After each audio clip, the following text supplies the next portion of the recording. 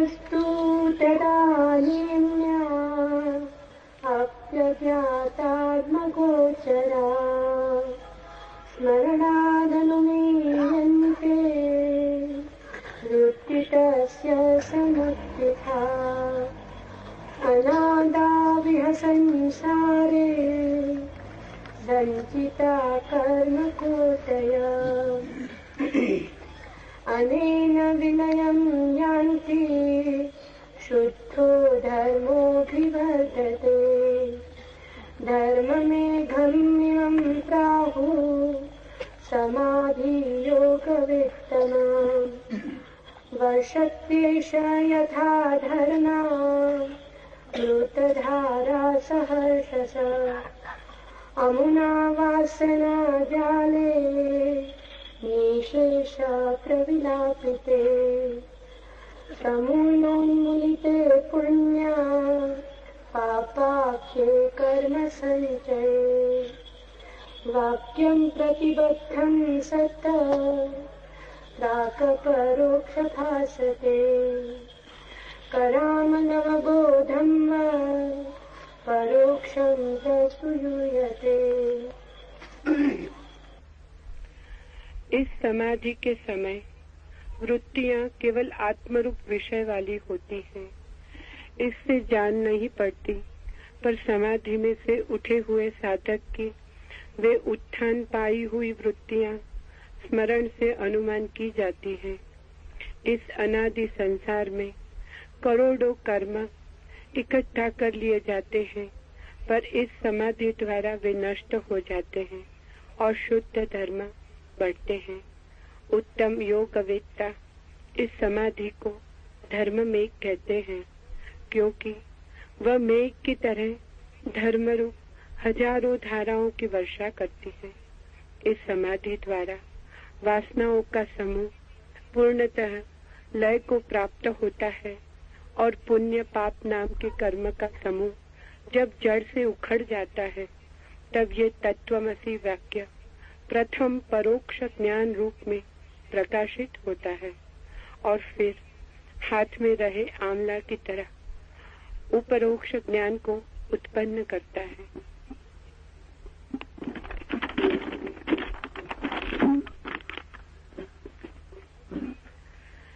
At the time of this samadhi, the modes of the mind take form of the self, and therefore they are not felt. But after the meditator has come back from his samadhi, those modes which had disappeared are inferred through memory. In this world, which is without a beginning, one accumulates millions of karmas, conditionings from actions. They are all destroyed in this samadhi, and inner spontaneous qualities grow. The great knowers of yoga describe this samadhi as dharma megha because, like rains, inner spontaneity issues forth its 1,000 streams. Through this samadhi, the whole crowd of desires become extinct, and when the hordes of karmas known as merit and sins are uprooted, then the great saying, Tat Tvamasi, thou art that, becomes illumined, first as indirect knowledge, and then as a fruit in hand, it drops and becomes direct knowledge.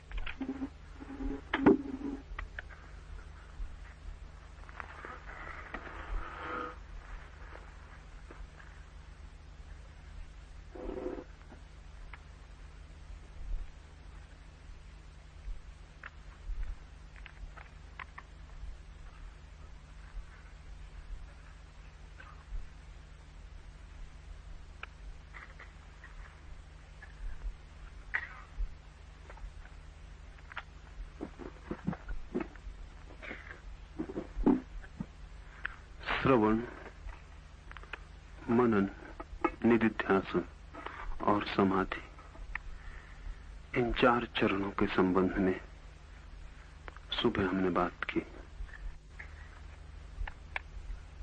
समाधि संसार का अंत और सत्य का प्रारंभ है। समाधि मन की मृत्यु और आत्मा का जन्म है। इस ओर से देखें तो समाधि अंतिम चरण है, उस ओर से देखें तो समाधि पहला चरण है। श्रवण, मनन, निधिध्यासन, इनसे मन क्षीण होता चलता है, लीन होता चलता है, समाधि में पूरी तरह लीन हो जाता है। और जहां मन पूरी तरह लीन हो जाता है वहां उसका अनुभव शुरू होता है जो वस्तुतः हम हैं।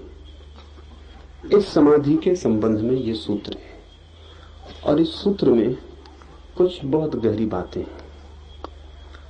समाधि के समय वृत्तियां केवल आत्मरूप विषय वाली होती हैं, इससे जान नहीं पड़ती, पर समाधि में से उठे हुए साधक की वे उत्थान पाई हुई वृत्तियां स्मरण से अनुमान की जाती हैं। ये पहली बात काफी ख्याल से समझ लें। जो साधना में लगे हैं उनके लिए आज नहीं कल काम की होगी। समाधि में कोई अनुभव नहीं होता, सुन के कठिनाई होगी। समाधि में कोई अनुभव हो भी नहीं सकता। और समाधि परम अनुभव भी है। ये विरोधाभासी वक्तव्य है, उल्टा दिखाई पड़ता है, लेकिन कुछ कारण से उल्टा दिखाई पड़ता है। समाधि में परम आनंद का अनुभव होता है, लेकिन समाधि में डूबे हुए साधक को कोई भी पता नहीं चलता, क्योंकि साधक और आनंद एक हो गए होते हैं। पता चलने के लिए दूरी नहीं रहती।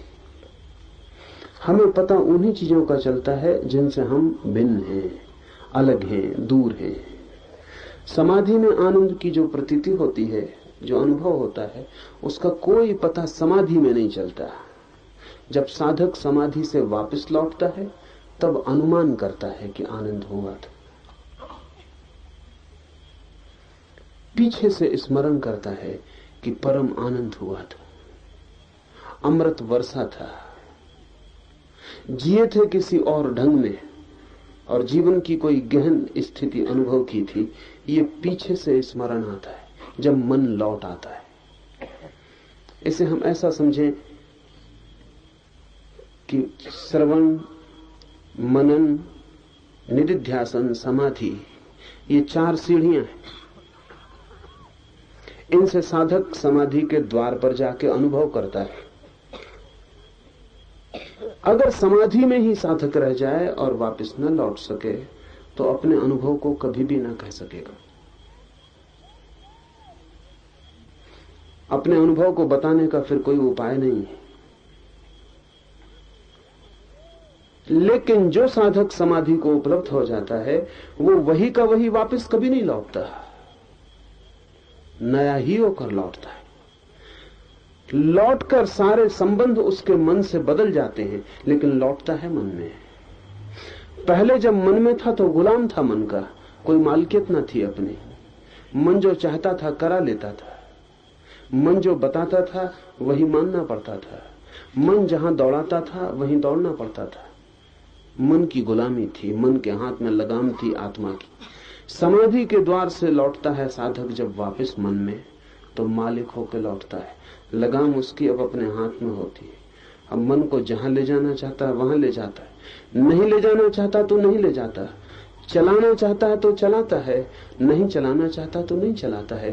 मन की अब अपनी कोई सामर्थ्य नहीं रह जाती। लेकिन समाधि को उपलब्ध साधक जब मन में लौटता है मालिक होकर, तभी वो स्मरण कर सकता है, क्योंकि स्मरण मन की क्षमता है। तभी वो पीछे लौट के देख सकता है मन के द्वारा कि क्या हुआ था। इसका मतलब ये हुआ कि मन केवल संसार की ही घटनाओं को अंकित नहीं करता है। जब साधक समाधि में पहुंचता है और जो घट रहा होता है वो भी मन अंकित करता है। मन दोहरा दर्पण है, उसमें बाहर का जगत भी प्रतिबिंबित होता है, उसमें भीतर का जगत भी प्रतिबिंबित होता है। तो जब साधक लौटता है मन में, तभी अनुभव कर पाता है कि क्या घटा। तो फिर वो 3 सीढ़ियों से लौटे तो ही अभिव्यक्ति कर सकता है। पहली सीढ़ी होगी साधक की समाधि से लौटते वक्त निदिध्यासन। निदिध्यासन में उसको अनुभव होना शुरू होगा, समाधि में जो उसने जाना था सूक्ष्म में, गहन तल में, अपने आत्यंतिक केंद्र पर, वो निदिध्यासन की सीढ़ी पर आकर उसको अपने आचरण में झलकता हुआ दिखाई पड़ेगा। वो पैर उठाएगा तो पैर पुराना नहीं मालूम पड़ेगा, इस पैर में कोई नृत्य की ध्वनि समा गई। वो आंख उठा के देखेगा तो ये पुरानी आंख नहीं मालूम पड़ेगी, ताजी हो गई जैसे सुबह की ओस। उठेगा तो निर्भर मालूम पड़ेगा, जैसे आकाश में उड़ सकता है। भोजन करेगा तो दिखाई पड़ेगा कि भोजन शरीर में जा रहा है और मैंने कभी भी भोजन नहीं किया है। अब वो जो कुछ भी करेगा, समाधि से लौटा हुआ साधक निदिध्यासन की पहली सीढ़ी पर अपने आचरण में समाधि का प्रतिफलन देखेगा। सब जगह उसका आचरण दूसरा हो जाए। वो कल जो आदमी था मर गया, वो जो समाधि के पहले निदिध्यासन की सीमा में खड़ा आदमी था, ये वही नहीं है, सीढ़ी वही है, आदमी उतरता हुआ दूसरा है। ये कुछ जानकर लौटा है, और ऐसी बात जानकर लौटा है कि इसका पूरा जीवन रूपांतरित हो गया। वो जानने में पुराना मर गया और नए का जन्म हो गया है। निदिध्यासन में उसे झलक दिखाई पड़ेगी, जो समाधि में घटा है, रस जो बहा है भीतर, वो उसके रोए रोए व्यवहार में सब तरफ बहता हुआ मालूम पड़ेगा।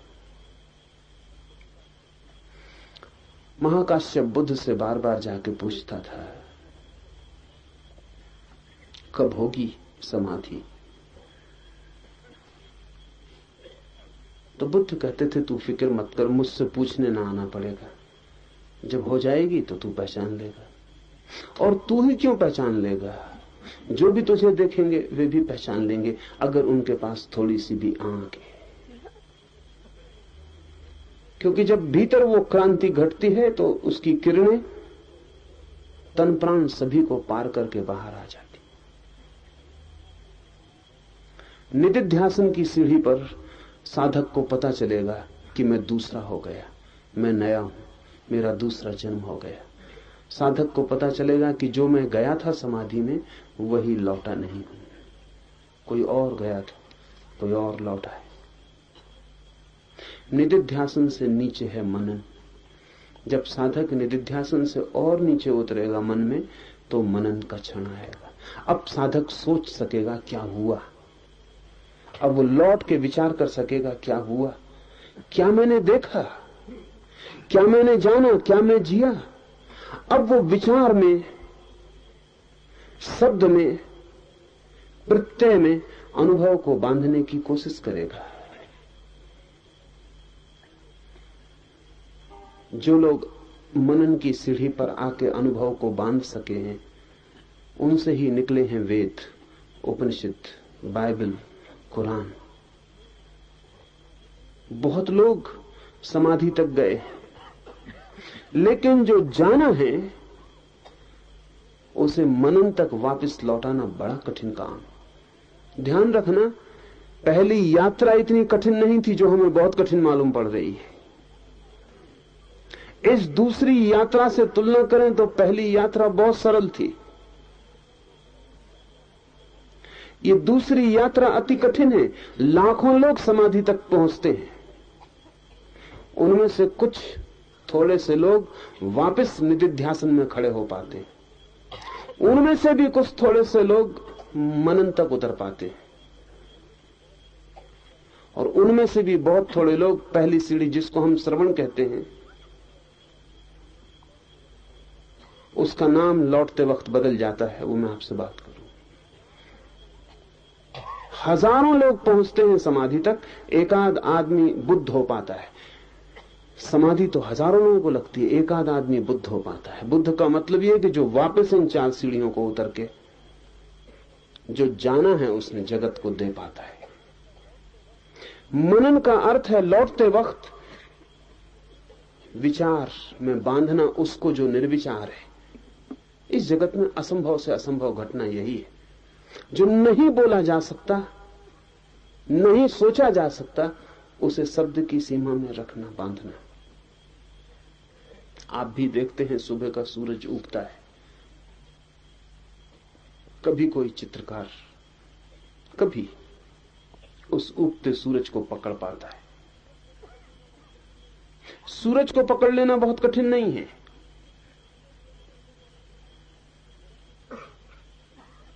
बहुत से चित्रकार बना लेंगे सूरज को, लेकिन उगते सूरज को पकड़ना कठिन है। वो जो उगने की घटना है, वो जो गुण है विकास का, वो जो उत्तरोत्तर बढ़ता हुआ है, वो भी चित्र में अंकित हो जाए और चित्र देख के ऐसा लगे कि सूरज अब बढ़ा आगे, अब उगा, अब उगा। वृक्ष को पकड़ लेना कठिन नहीं है, लेकिन जीवंतता को पकड़ लेना कठिन है। ऐसा लगे कि पत्ते अब हिल जाएंगे, हवा का जरा सा झोंका और फूल झड़ जाएंगे। वो बहुत कठिन है, वो बहुत कठिन है। और वही फर्क है फोटोग्राफी में और पेंटिंग में। फोटोग्राफी कितना ही पकड़ ले, मुर्दा ही पकड़ पाती है। कभी कोई पिकासो, कोई वान गाग, कोई सीज़न पकड़ पाता है, वो जो जीवंतता है उसको।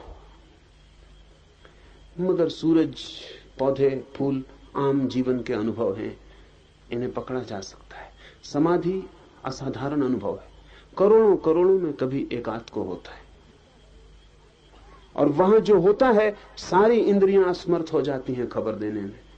कान वहां सुनते नहीं, आंखें वहां देख नहीं सकती, हाथ वहां छू नहीं सकते, और अनुभव होता है अपरसीम, विराट जैसे टूट पड़े आपके छप्पर पर, सारा आकाश आ जाए आपके आंगन में, तो जैसी मुसीबत हो जाए और कुछ सोच समझ ना पड़े, वैसा समाधि के क्षण में होता है। छोटा सा चेतना का अपना घेरा, उसमें सारा सागर उतर जाता है। कबीर ने कहा है कि पहले तो मैं समझा था कि बूंद सागर में गिर गई, जब होश आया तब पाया कि बात उल्टी हुई है, सागर बूंद में गिर गया। तो कबीर ने कहा है कि पहले तो सोचे थे कि कुछ ना कुछ बता ही देंगे लौटकर, वो भी कठिन मालूम पड़ा था। बूंद जब सागर में गिर जाएगी तो लौटेगी कैसे, वो भी कठिन मालूम पड़ा था। कठिन है ही। कबीर का वचन है, हेरत हेरत है सखी रहया कबीर हिराई, बूंद समानी समुद्र में सोकत हेरी जाई। वो जो गिर गई बूंद समुद्र में, अब उसे कैसे बाहर निकालें ताकि वो खबर दे सके कि क्या हुआ। ये तो कठिन था ही, लेकिन कबीर ने बाद में दूसरी पंक्तियां लिखी और पहली पंक्तियों को रद्द कर दिया और कहा कि भूल हो गई, जल्दी में, अनुभव नया था, ठीक से समझ ना पाए क्या हुआ, आदत पुरानी थी, उसकी वजह से उल्टा दिखाई पड़ गया। दूसरी पंक्तियां लिखी, हेरत हेरत है सखी रहया कबीर हिराई, समुद्र समाना बूंद में सोकत हेरी जाए। वो समुद्र जो है वो बूंद में समा गया है। बूंद को तो किसी तरह खोज भी लेते, समुद्र में गिर गई थी। तो ये उल्टा हो गया है, समुद्र पूरा का पूरा आके बूंद में गिर गया है। अब इस बूंद को हम खोजने भी जाएं तो कहां जाएं, इस बूंद का कोई पता नहीं चल सकता।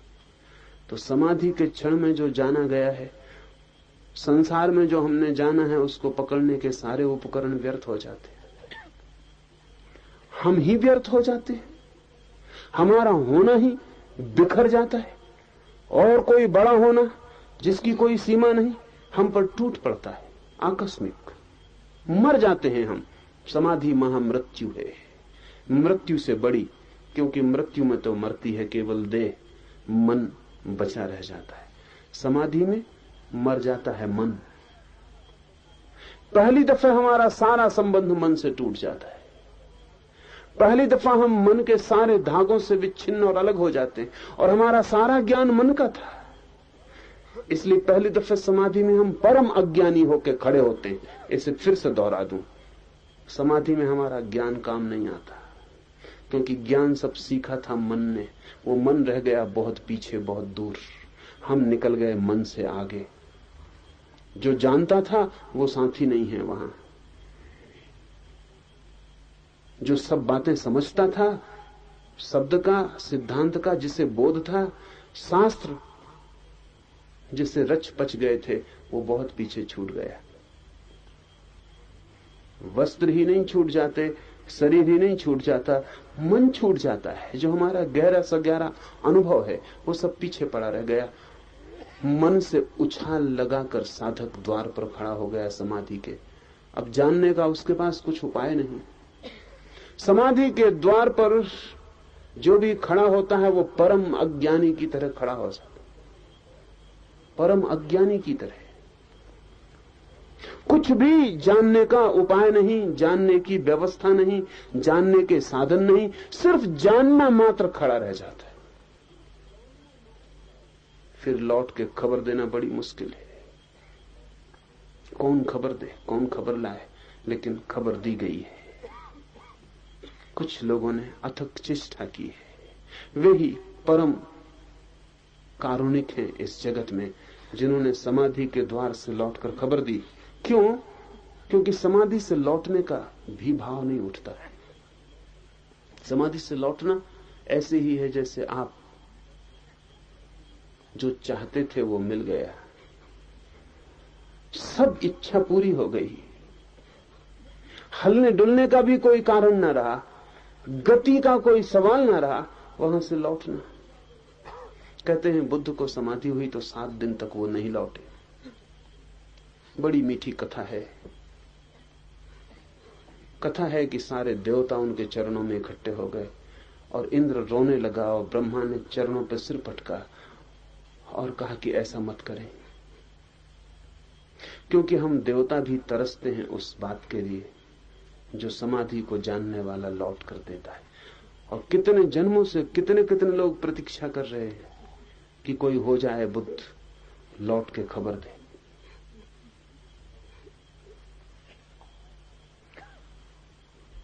लौट के बोले, बताए जो जाना हो। आप चुप ना रहे, आप बोले। लेकिन बुद्ध ने कहा, बोलने वाला नहीं रहा,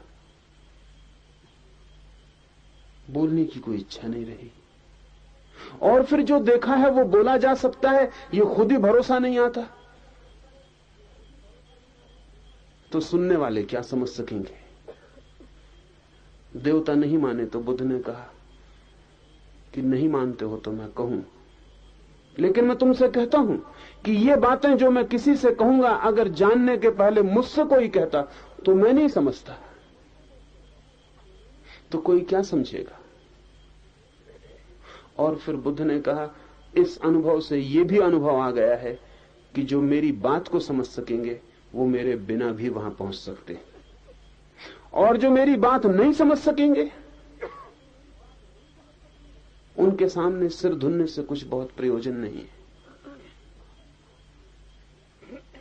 लेकिन देवताओं ने एक बड़ी मीठी दलील दी और उन्होंने कहा, हम जानते हैं ये बात सच है कि जो लोग समझ सकेंगे वे वही लोग हैं जो किनारे पर ही खड़े हैं, जो आपकी आवाज सुन लें। एक कदम का फासला है, वे आपके बिना भी किसी न किसी तरह एक कदम पार कर जाएंगे। नहीं, उनके लिए हम नहीं कहते कि आप बोलें। और यह भी हम मानते हैं कि ऐसे भी लोग हैं जो एक कदम भी नहीं चले हैं, उन तक आपकी आवाज भी नहीं पहुंचेगी, वो समझेंगे भी नहीं। उनके लिए भी हम नहीं कहते हैं कि आप बोलें। पर ऐसे भी लोग हैं जो दोनों के बीच में, जो आप न बोलेंगे तो शायद न समझ सकेंगे, जो आप बोलेंगे तो शायद समझ सकते हैं। शायद ही देवताओं ने कहा, लेकिन उन्होंने एक बात और बुद्ध को कही कि ये जो शायद हैं, समझ लें शायद न समझें। अगर आप न बोले और एक भी समझ सकता व्यक्ति वो अगर इस कारण चूक गया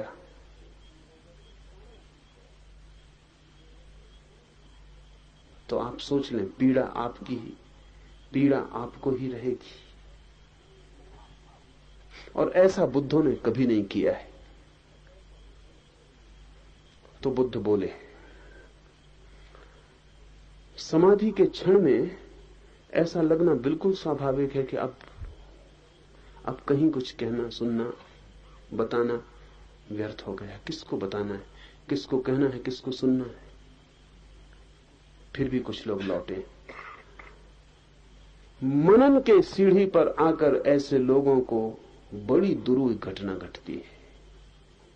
और इसलिए महानतम कलाकार वे हैं, वे नहीं जो छंद और गीत रच लेते हैं, कलाकार हैं। वे भी नहीं जो चित्र मूर्तियां बना लेते हैं, कलाकार हैं। लेकिन महाकलाकार वे हैं जो समाधि के बिल्कुल अगोचर, अदृश्य अनुभव को गोचर और दृश्य शब्दों में मनन की सीढ़ी पर बांधते हैं, चेष्टा करते हैं कि किसी तरह कुछ इशारे पैदा किए जा सके, कुछ उपाय रचते हैं, कुछ विचार की श्रृंखला निर्मित करते हैं, कुछ विचार की व्यवस्था बनाते हैं जहां से आपको भी थोड़ी सी झलक, कम से कम मन के तल पर ही थोड़ी सी चोट, पुलक का अनुभव हो सके। लेकिन मनन भी बहुत लोग कर लेते हैं। वो आखिरी सीढ़ी जो है, जैसे हमने पहली दफे जाते वक्त श्रवण कहा था, वही सीढ़ी लौटते वक्त प्रवचन बन जाती है। वही सीढ़ी सुनना, बोलना, जाते वक्त जो सुनना था, राइट लिसनिंग थी, ठीक ठीक सुनना था, श्रवण था, लौटते वक्त वही राइट स्पीकिंग, ठीक ठीक बोलना बन जाता है। और ध्यान रहे, पहली सीढ़ी पर होता है शिष्य और इस लौटती हुई आखिरी सीढ़ी पर होता है गुरु। और इन दोनों के बीच जो मिलन है वो उपनिषद है, जहां सुनने वाला ठीक ठीक मौजूद है और जहां बोलने वाला ठीक ठीक मौजूद है। इन दोनों के बीच जो मिलन की घटना है वो उपनिषद है। उपनिषद शब्द का अर्थ है गुरु के पास रहकर जिसे जाना, गुरु के पास बैठकर जिसे सुना, पास होकर जो अनुभव में आया, निकटता में जिसकी ध्वनि मिली, सामीप्य में जिसका स्पर्श हुआ। उपनिषद का अर्थ है पास बैठकर, पास होकर, निकटता पाके। तो शिष्य हो कान सुनना और गुरु रह जाए सिर्फ वाणी, सुनने वाला ना हो, बोलने वाला ना हो। यहां हो सिर्फ वाणी, वहां हो सिर्फ सुनने की क्षमता, तब उपनिषद घटता है। ये सूत्र कहता है समाधि में वृत्तियां केवल आत्मरूप विषय वाली होती हैं। आनंद का अनुभव हो, मौन का अनुभव हो, शांति का अनुभव हो, शून्य का अनुभव हो, मुक्ति का अनुभव हो, लेकिन ये कोई अनुभव समाधि में सीधे पकड़े नहीं जा सकते। इससे जान नहीं पड़ती है, ये वृत्तियां जान नहीं पड़ती हैं।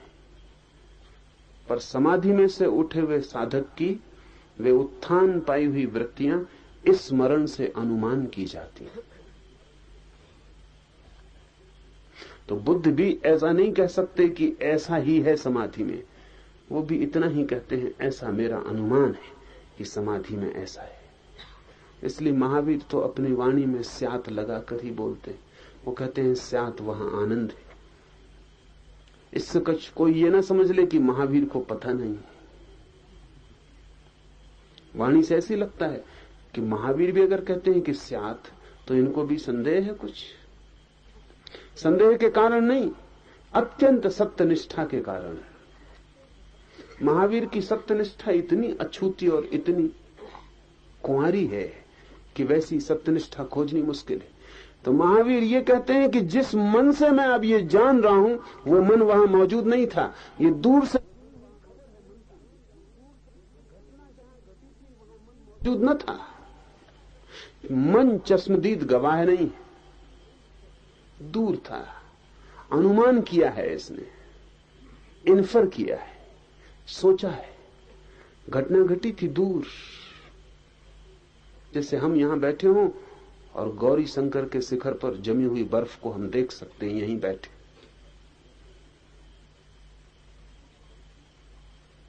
मन बहुत दूर था और गौरी शंकर के शिखर पर जो शीतलता बरसी थी उसका उसने अनुमान किया है। इसलिए महावीर स्यात ही का उपयोग करते हैं। वे कहते हैं स्यात, वहां परम आनंद है। ये अत्यधिक सत्यनिष्ठा के कारण, क्योंकि अनुमान ही है ये मन का। महावीर के लिए अनुमान नहीं है।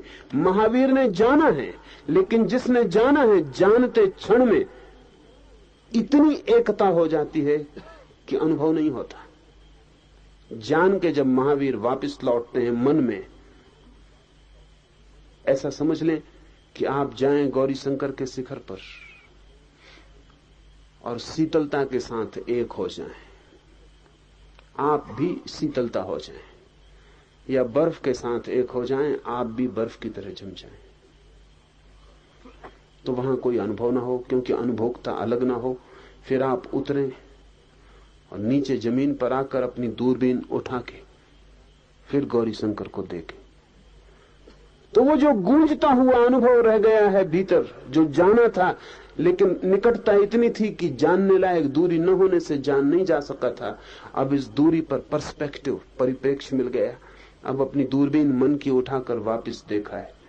अब अनुमान होता है कि परम शीतलता थी, कि परम शुभ्र बर्फ का विस्तार था, कि कैसी ऊंचाई थी, कि सारा गुरुत्वाकर्षण खो गया था, कि उड़ जाते आकाश में ऐसे पंख लग गए थे, कि कितना शुद्ध था आकाश, की कैसी नीलिमा थी, कि बादल भी सब नीचे छूट गए थे।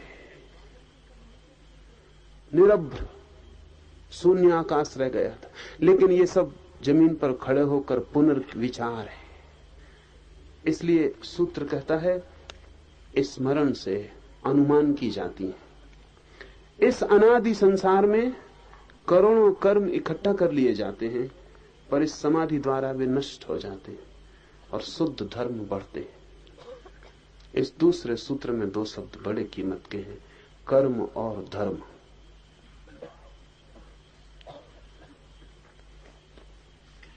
जो हम करते हैं वो कर्म है, और जो हम हैं वो धर्म है। धर्म का अर्थ है हमारा स्वभाव, और कर्म का अर्थ है जो हम करते हैं। कर्म का अर्थ है हमारा स्वभाव अपने से बाहर जाता है। कर्म का अर्थ है हम अपने से बाहर जगत में उतरते हैं। कर्म का अर्थ है हम अपने से अतिरिक्त किसी दूसरे से जुड़ते हैं। स्वभाव का अर्थ है दूसरे से पृथक, जगत में बिना गए जो मैं हूं। मेरा जो भीतरी होना है, मेरे करने से उसका कोई संबंध नहीं। मैं क्या करता हूं इससे वो निर्मित नहीं होता, वो मेरे सब करने के पहले मौजूद है, वो जो मेरा स्वभाव है। कर्म में भूल हो सकती है, धर्म में कोई भूल नहीं होती। कर्म में चूक हो सकती है, धर्म में कोई चूक नहीं होती। ध्यान रखना, धर्म का अर्थ यहां मजहब या रिलीजन नहीं है। यहां धर्म का अर्थ है गुण, स्वभाव। वो जो हमारा आंतरिक स्वभाव है, हमारा होना है, बीइंग है। तो हम जितने कर्म करते हैं उतना ही आच्छादित होता चला जाता है स्वभाव। हम जो जो करते हैं उससे हमारा होना दबता जाता है, और धीरे धीरे कर्म की इतनी परतें हो जाती कि हम ये भूल ही जाते हैं कि कर्मों के अतिरिक्त भी हमारा कोई होना है। अगर कोई आपसे पूछे आप कौन है, तो आप जो भी उत्तर देते हैं वो कर्मों के बाबत है, आपके धर्म के बाबत नहीं। आप कहते हैं मैं इंजीनियर हूं, आप कहते हैं मैं डॉक्टर हूं, आप कहते हैं मैं व्यापारी हूं। आपने ख्याल किया, व्यापार कर्म है, आप व्यापारी नहीं है, व्यापार करते। कोई आदमी डॉक्टर कैसे हो सकता है? डॉक्टरी कर सकता है। कोई आदमी इंजीनियर कैसे होगा? आदमी और इंजीनियर हो जाए तो आदमी खत्म ही हो गया। आदमी इंजीनियरिंग करता है, वो उसका कर्म है, उसका होना नहीं। आप जो भी अपना परिचय देते हैं, अगर गौर से देखेंगे तो पाएंगे आप सदा अपने कर्म का परिचय देते हैं, कभी अपने होने की खबर नहीं देते, दे भी नहीं सकते। उसकी खबर आपको ही नहीं है। आप इतनी जानते हैं जो आप करते हैं। करने का आपको पता है कि मैं क्या करता हूं, क्या कर सकता हूं, मैंने पीछे क्या किया है और आगे मैं क्या करने के योग्य हूं, यही आप खबर देते हैं। जो सर्टिफिकेट लेके आप घूमते हैं, आप क्या कर सकते हैं उसकी खबर देते हैं, आप क्या हैं उसकी नहीं। अगर आप कहते हैं मैं साधु हूं, तो उसका मतलब यह है कि आप साधुता करते हैं। कोई कहता है मैं चोर हूं, उसका मतलब वो चोरी करता है। एक का कर्म साधुता है, एक का कर्म चोरी है। लेकिन होना क्या है, आपके भीतर क्या है? जब आप पैदा नहीं हुए थे मां के पेट से, तब साधु क्या था, चोर क्या था, इंजीनियर क्या था, डॉक्टर क्या था? मां के पेट में अगर इनसे कोई पूछता कौन हो, तो बड़ी मुश्किल में पड़ जाते, क्योंकि इंजीनियर थे नहीं तब, डॉक्टर थे नहीं तब, व्यापार कुछ किया नहीं था। मां के पेट में अगर कोई पूछता कौन हो भीतर, तो कोई उत्तर नहीं आ सकता था कि आ सकता था, कोई उत्तर नहीं आ सकता था। मगर थे आप मां के पेट में, उत्तर नहीं आ सकता था। आज तो ब्रेन वॉश, मस्तिष्क को धो डालने के बहुत उपाय खोज लिए गए। आप कहते हैं मैं इंजीनियर हूं, आपका मस्तिष्क धोया जा सकता है, साफ किया जा सकता है। क्लीनिंग ठीक से हो जाए, फिर आपसे पूछो कौन हो, आप खाली रह जाएंगे। क्योंकि वो जो इंजीनियर होना था वो स्मृति में था, पढ़े थे, लिखे थे, सर्टिफिकेट पाया था, कुछ किया था, यश पाया था, अपयश पाया था, वो स्मृति में था, वो धो दी गई। अब आप कोई उत्तर नहीं दे सकते कि कौन है, लेकिन है। होना नष्ट नहीं किया जा सकता है स्मृति के धोने से, लेकिन कर्म की रेखाएं साफ की जा सकती हैं। यह सूत्र कहता है अनादि संसार में करोड़ों कर्म इकट्ठा कर लिए जाते हैं स्वभावतः।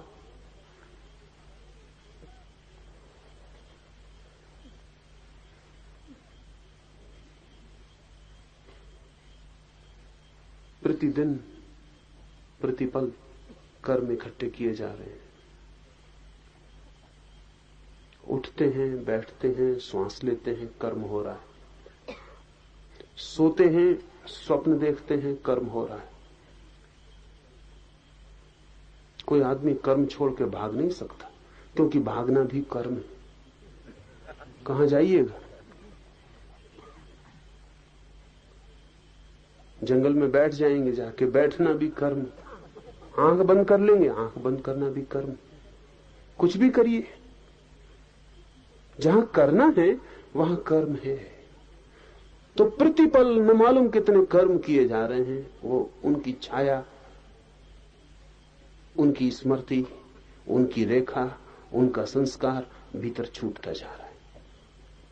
जो भी आप कर रहे हैं वो आपके होने पर इकट्ठा होता जा रहा है। जैसे कि रिकॉर्ड पर ग्रूव बन जाते हैं, फिर ग्रामोफोन की सुई लगा के चलाएं तो जो जो भर गया है रिकॉर्ड की रेखाओं में, वो पुनरुज्जीवित होकर प्रकट होने लगता है। ठीक आपका मन आपके सब कर्मों की संग्रहित संहिता है, सब इकट्ठा है। जो जो आपने किया है उस सब के आपके ऊपर रेखाएं खिंच गई हैं, और ये रेखाएं अनंत जन्मों की हैं। ये भार बड़ा है,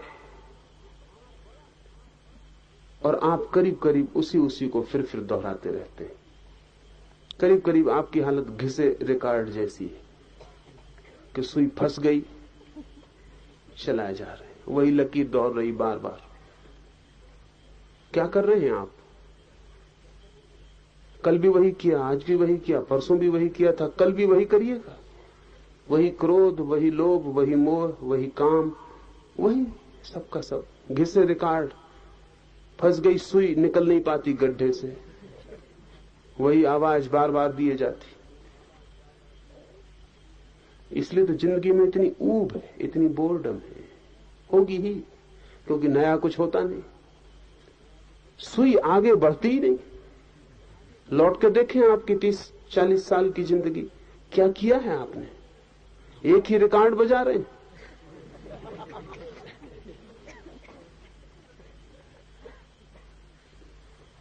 वही रोज दोहरता जाता है, पुनरुक्त होता चला जाता है। इसी को भारत के मनीषियों ने आवागमन कहा है। वही, फिर वही, इस जन्म में वही, अगले जन्म में वही, उसके अगले जन्म में वही, अतीत की कथा वही, भविष्य की कथा वही। वही काम वासना है, वही प्रेम, वही क्रोध, वही घृणा, वही मित्रता, वही शत्रुता, वही धन का कमाना, वही मकान बनाना, और फिर सब करके एक दिन पाना कि हवा का झोंका आया और वो जो ताश का महल बनाया था गिर गए। मगर जैसे बच्चे तत्काल फिर से पत्तों को इकट्ठा करके मकान बनाने लगते, वैसे ही हम फिर तत्काल नया जन्म लेकर फिर पत्तों का मकान बनाने में लग जाते। अब की दफा और मजबूत बनाने की कोशिश करते, मगर मकान वही है, ढांचा वही है, मन वही है। फिर हम वही कर लेते हैं और फिर उसी तरह अस्त होते रहते हैं। ये सूरज ही नहीं है जो रोज सांझ डूब के सुबह फिर उगाता है, आप भी ऐसे ही डूबते उगते रहते। एक वर्तुलाकार है, एक व्हील। संसार शब्द का अर्थ होता है चाक, व्हील, जो घूमता रहता है एक ही दूरी पर। ये जो अनंत अनंत कर्म इकट्ठे कर लिए जाते हैं, इस समाधि के द्वारा नष्ट हो जाते हैं। ये थोड़ा समझने जैसा है, क्योंकि अनेक लोग सोचते हैं कि अगर कर्म बुरे इकट्ठे हो गए हैं तो अच्छे कर्म करके उनको नष्ट कर दें। वो गलती में है। बुरे कर्मों को अच्छे कर्म करके नष्ट नहीं किया जा सकता। बुरे कर्म बने रहेंगे और अच्छे कर्म और इकट्ठे हो जाएंगे, बस इतना ही होगा। वो काटते नहीं है एक दूसरे को, काटने का कोई उपाय नहीं। एक आदमी ने चोरी की, फिर वो पछताया और साधु हो गया, तो साधु होने से वो चोरी का कर्म और उसके जो संस्कार उसके भीतर पड़े थे वो कटते नहीं। कटने का कोई उपाय नहीं। साधु होने का अलग कर्म बनता है, अलग रेखा बनती है। चोर की रेखा पर से साधु की रेखा गुजरती ही नहीं। चोर से साधु का क्या लेना देना? आप चोर थे, आपने एक तरह की रेखाएं खींची थी। आप साधु हुए, ये रेखाएं उसी स्थान पर नहीं खींचती जहां चोर की रेखाएं खींची थी, क्योंकि साधु होना मन के दूसरे कोने से होता है, चोर होना मन के दूसरे कोने से होता है। तो होता क्या है, आपके चोर होने की रेखा पर साधु होने की रेखाएं और आच्छादित हो जाती हैं, कुछ कटता नहीं। तो चोर के ऊपर साधु सवार हो जाता है, बस। उसका मतलब चोर साधु, ऐसा आदमी पैदा होता है। साधुता चोरी को नहीं काट सकती, चोर तो बने ही रहता है भीतर, इम्पोजिशन हो जाता है, एक और सवारी उसके ऊपर हो गई। तो चोर भी ठीक था एक लिहाज से और साधु भी ठीक था एक लिहाज से। ये जो चोर और साधु की खिचड़ी निर्मित होती है, ये भारी उपद्रव है, ये सतत आंतरिक कलह है, क्योंकि वो चोर अपनी कोशिश जारी रखता है और ये साधु अपनी कोशिश जारी रखता है। और हम इस तरह न मालूम कितने कितने रूप अपने भीतर इकट्ठे कर लेते हैं, जो एक दूसरे को काटते नहीं, जो पृथक ही निर्मित होते हैं। इसलिए ये सूत्र कहता है कि समाधि के द्वारा वे सब कट जाते हैं। कर्म से कर्म नहीं कटता, अकर्म से कर्म कटता है। इसको ठीक से समझ लें, कर्म से कर्म नहीं कटता, कर्म से कर्म और भी सघन हो जाता है, अकर्म से कर्म कटता है। और अकर्म समाधि में उपलब्ध होता है, जबकि कर्ता रह ही नहीं जाता।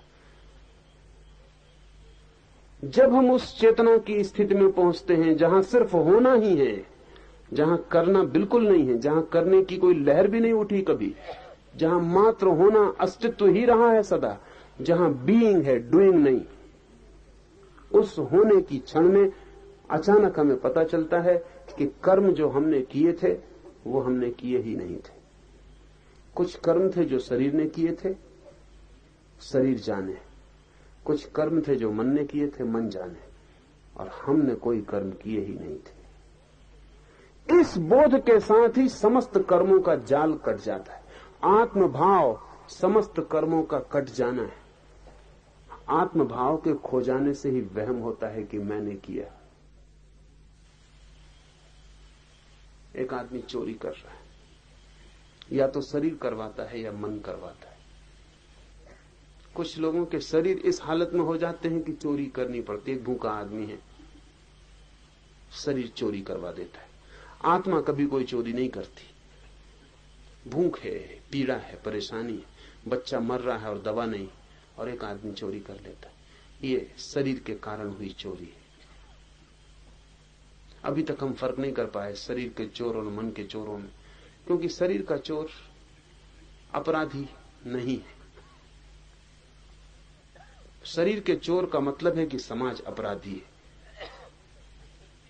मन का चोर अपराधी है। मन का चोर अलग चीज है। कोई जरूरत नहीं, घर में तिजोरी भरी, लेकिन एक पैसा सड़क पे पड़ा हुआ मिल जाए तो उठा के जेब में रख लेता है। ये जो आदमी है ये मन का चोर है। मतलब इनकी कोई शारीरिक शरीर इनसे नहीं कह रहा है चोरी करो। इनका लोभ, इस एक पैसे से इनका कुछ बढ़ेगा भाई नहीं, लेकिन फिर भी कुछ तो बढ़ेगा ही। एक पैसा भी बढ़ेगा। करोड़ रुपए हो और एक पैसे को भी उठाने की नीयत बनी रहे, ये है असली अपराधी। लेकिन ये पकड़ में नहीं आता। पकड़ में वो शरीर का अपराधी आ जाता है। ये है असली अपराधी, क्योंकि कोई कारण नहीं है शरीर के तल पर भी कि ये चोरी करे, लेकिन ये चोरी कर रहा है। चोरी करना इसकी आदत है। चोरी में इसका रस है। मनोविज्ञान एक बीमारी की बात करता है, क्लेप्टोमेनिया। एक बीमारी होती मन की। अधिक लोग उसके बीमार हैं। कुछ लोगों को मनोविज्ञान पकड़ता है जो बहुत ज्यादा बीमार हो जाते। मैं एक प्रोफेसर को जानता रहा हूं, पैसे वाले थे, सुविधा संपन्न थे, सब कुछ था। एक ही लड़का था, वो लड़का क्लेप्टोमेनियाक था। उसको चोरी की बीमारी थी, तो वो कुछ भी चुरा लेता था। इससे कोई संबंध नहीं था कि वो क्या है। आपके घर में गया, एक बटन टूटी पड़ी, फौरन वो खीसे में कर ले। उसका कोई उपयोग नहीं है। एक सुई मिल जाए पड़ी, वो मार दे। किताब देख रहा है आपकी, एक पन्नी फाड़ के खीसे में रख लेगा। उन्होंने मुझे कहा कि क्या करना है इसका। और कोई ऐसी भी चोरी करके नहीं लाता है कि लगे कि भाई कोई चोरी कर रहा है। कुछ भी ले आता है। और लड़का एमए में पढ़ता था, होशियार लड़का था। तो मैं उस लड़के से थोड़ा संबंध बनाया, तो उसने मुझे ले जाके अपनी अलमारी दिखाई। उस अलमारी में उसने जो जो चीजें कभी चुराई सब रखी हुई थी। उन पर साथ साथ चिट्ठियां लगी हुई थी कि किसको धोखा दिया, किसके घर से मार के लाए। इस बात का अभी तक पता नहीं चल सका किसी को। वो इसका रस ले रहा था। बटन उठा लाया आपके घर की, उस पर लिखा हुआ था कागज पर कि फलां आदमी के घर से बटन लाया हूं, और वो आदमी सामने बैठा था, लेकिन अंदाज भी नहीं हुआ कि ले गया। अब ये रस और तरह का, इसका शरीर से कोई लेना देना नहीं है। या तो शरीर की चोरी है या मन की चोरी, आत्मा की कोई चोरी नहीं है। तो जिस दिन आप आत्मा में प्रवेश करते हैं उसी दिन अचानक आप पाते हैं कि वो चोरी तो मैंने कभी की ही नहीं थी, वो कर्म मैंने किए नहीं, मैं उन कर्मों में केवल मौजूद था। ये सच है कि मेरे बिना वे कर्म नहीं हो सकते थे, ये भी सच है कि मैंने वे कर्म नहीं किए थे। तो मन विज्ञान एक शब्द का प्रयोग करता है, वो कीमती है। विज्ञान में एक शब्द प्रयोग किया जाता है, कैटालिटिक एजेंट। अगर आप पानी को तोड़ें तो उसमें से उदजन और ऑक्सीजन मिलती है और कुछ नहीं मिलता। H2O उसका फॉर्मूला है। 2 परमाणु उदजन के, 1 ऑक्सीजन का, उनसे मिलके पानी बनता है। तो आप 2 अनुपात में उदजन और 1 अनुपात में ऑक्सीजन मिला के पानी बनाना चाहें तो भी बनेगा नहीं। ये बड़े मजे की बात है। अगर पानी को तोड़े तो 2 अनुपात उदजन 1 अनुपात ऑक्सीजन मिलती है। स्वभावतः अगर आप 2 अनुपात उदजन और 1 अनुपात ऑक्सीजन को मिलाएं तो पानी बनना चाहिए, लेकिन पानी बनता नहीं। तो एक और चीज है जिसकी मौजूदगी की जरूरत पड़ती है, वो भीतर प्रवेश नहीं करती लेकिन सिर्फ उसकी मौजूदगी में घटना घटती है, वो है बिजली। इसलिए आकाश में जब बिजली चमकती है वो कैटालिटिक एजेंट है, उसकी वजह से पानी बनता है। जब बिजली चमकती है उसकी मौजूदगी जरूरी है, वो कुछ करती नहीं, वो पानी में प्रवेश नहीं होती। हाइड्रोजन और ऑक्सीजन को आप रख दें और बीच में बिजली कौंधा दें, पानी बन जाएगा। फिर पानी को तोड़ें तो बिजली नहीं निकलेगी, सिर्फ हाइड्रोजन और ऑक्सीजन निकलेगी। उसका मतलब यह हुआ कि बिजली भीतर प्रवेश नहीं करती पानी के निर्माण में, लेकिन पानी निर्मित नहीं हो सकता बिजली की बिना मौजूदगी के। इस खास घटना को विज्ञान कहता है कैटालिटिक एजेंट। ऐसी उपस्थिति जिसके बिना घटना नहीं घटेगी, फिर भी वो वस्तु घटना में भीतर प्रवेश नहीं करती। तो आप चोरी नहीं कर सकते हैं बिना आत्मा के। आत्मा कैटालिटिक एजेंट, उसकी मौजूदगी जरूरी। शरीर अकेला, लाश कहीं कोई चोरी करने नहीं जाती। लाश के खीसे में भी पैसा रख दें तो भी हम उसको चोरी नहीं कहेंगे। लाश का चोरी से क्या संबंध, क्योंकि लाश कर्म ही नहीं कर सकती। अकेला मन भी चोरी करने नहीं जाता। अकेला मन कितना ही सोचे चोरी नहीं कर सकता, और अगर भीतर आत्मा ना हो तो सोच भी नहीं सकता। आत्मा की मौजूदगी जरूरी है, तब चोरी घटती है। लेकिन फिर भी जिस दिन आदमी आत्मा में पहुंचता है उस दिन पाता है कि मौजूदगी में घटी थी, लेकिन आत्मा चोरी में प्रवेश नहीं की। आत्मा सिर्फ मौजूद थी। उसकी मौजूदगी इतनी शक्तिशाली है कि घटनाएं घटनी शुरू हो जाती। एक चुंबक पड़ा है, लोहे के टुकड़े खींच रहे हैं। आपसे आज सोचते होंगे चुंबक खींच रहा है, तो आप गलती में। चुंबक का होना ही काफी है, चुंबक को खींचना नहीं पड़ता। खींचने के लिए कोई प्रयास नहीं करना पड़ता, कोई अस्थि मांसपेशियां सिकोड़नी नहीं पड़ती कि खींचो। चुंबक को कुछ पता ही नहीं चलता कि चुंबक का होना ही लोहे के टुकड़े खींचना शुरू हो जाते। आत्मा की मौजूदगी और कर्म शुरू हो जाते। शरीर सक्रिय हो जाता है, मन सक्रिय हो जाता है, कर्म की यात्रा शुरू हो जाती है। जिस दिन आप इस आत्मा में पुनः प्रवेश करते हैं समाधि में, उस दिन सारे कर्म से छुटकारा हो जाता है। इसलिए नहीं कि वो उन्होंने आपको बांधा था, बल्कि इसलिए कि उन्होंने कभी बांधा ही नहीं था और आप अपने तक कभी पहुंचे नहीं थे कि समझ पाते कि मैं अनबंधा हूं। ये जो उपनिषद की दृष्टि है, एक अर्थ में बड़ी नीति विरुद्ध है, और इसलिए उपनिषदों का बड़ा विरोध भीतर गहरे मन में रहा है। जो भी नीतिवादी है वो कहेगा कि बुरे कर्म को अच्छे कर्म से काटो, अच्छे कर्म करो, बुरे कर्म मत करो। उपनिषद कहते हैं कर्म करते हो यही बुरा है। अच्छा करते हो कि बुरा करते हो तो गौण बात है। कर्म करने का तुम्हें ख्याल है, तुम करता हो, बस यही बुराई। तो बुराई 2 तरह की है, बुरी बुराई, अच्छी बुराई। बाकी दोनों बुराई है, क्योंकि तुम कर्म करते हो यही भ्रांति है। तुम सिर्फ मौजूद हो और कर्म हो रहा है। तुम्हारी मौजूदगी में कर्म हो रहा है, तुम सिर्फ साक्षी हो, कर्ता नहीं हो। जिस दिन इस मौजूदगी को तुम इसकी मौजूदगी में ही समझ लोगे, कर्ता की तरह नहीं साक्षी की तरह, उसी दिन तुम पाओगे कि जो भी हुआ वो मेरे आसपास हुआ, जो भी हुआ मैंने नहीं किया, मेरे आसपास हुआ। वो घटना घटी थी, मेरे पास घटी थी, लेकिन मैं फिर भी अछूता और दूर रह गया। रात जैसे आप स्वप्न देखते हैं और सुबह जाग के कहते हैं स्वप्न घटा, और आप अछूते रह जाते।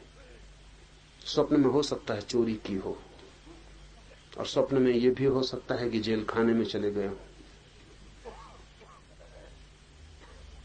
स्वप्न में यह भी हो सकता है रुष्वत दे के बच गए हो, जेल खाने न गए हो। स्वप्न में कुछ भी हो सकता है, लेकिन सुबह जब आप जागते हैं तो स्वप्न ऐसे ही तिरोहित हो जाता है जैसे हुआ ही ना हो।